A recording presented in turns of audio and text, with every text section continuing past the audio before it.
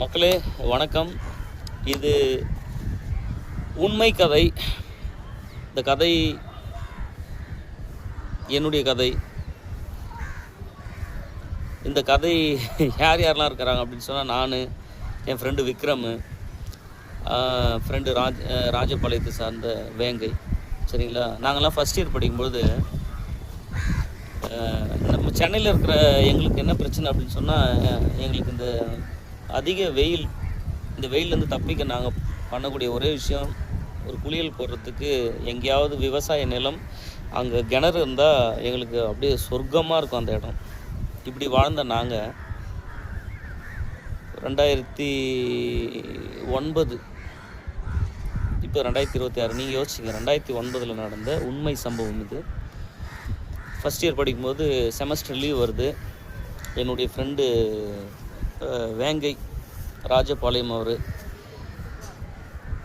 அவர் வந்து எங்ககிட்ட கேட்டார், இந்த செமஸ்டர் லீவுக்கு எங்கள் ஊருக்கு நீங்கள் வரீங்களா அப்படின்னு கேட்டார்.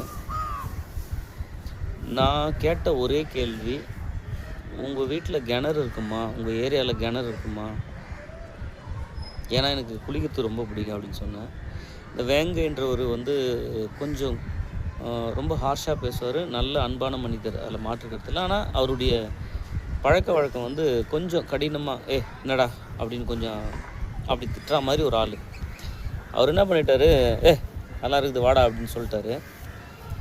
நம்ம சென்னையில் இருக்கிற நமக்கு வந்து முன்கோபம் ஜாஸ்தி. நம்மளை யாராவது மதிக்கலை, நம்மளை எதனா திமிரா பேசிட்டா நம்ம அவங்கள வந்து மதிக்க மாட்டோம்.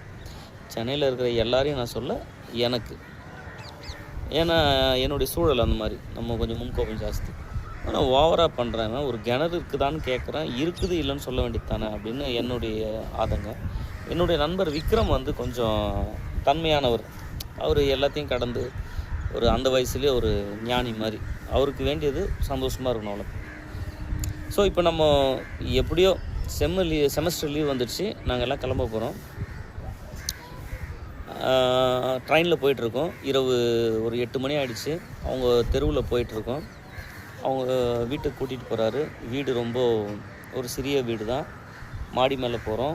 மாடி மேலே போனோடனே அவர் இந்த மேகங்களை கை காட்டி என்கிட்ட காட்டுறாரு. என்கிட்ட கேட்குறாரு, அதெல்லாம் என்ன தெரியுது அப்படின்னு. நம்மளுக்கு தான் சென்னையில் முன்கோபம் ஜாஸ்தி இல்லை, அதெல்லாம் ஒரு கேள்வியா, மேகம் அப்படின்னு சொல்கிறேன். அவன் வழக்கம் போல் திட்டுறான் என்ன, அது மேகம்மா, நல்லா உத்துப்பார் அப்படின்றான். நான் அப்படியே டென்ஷன் ஆகி, என்னடா மேகத்துக்கு எத்தனை முறைடா கேள்வி கேட்குறான், அப்படி உத்து பார்க்குறேன். அது மேகம் கிடையாது, மலைகள்.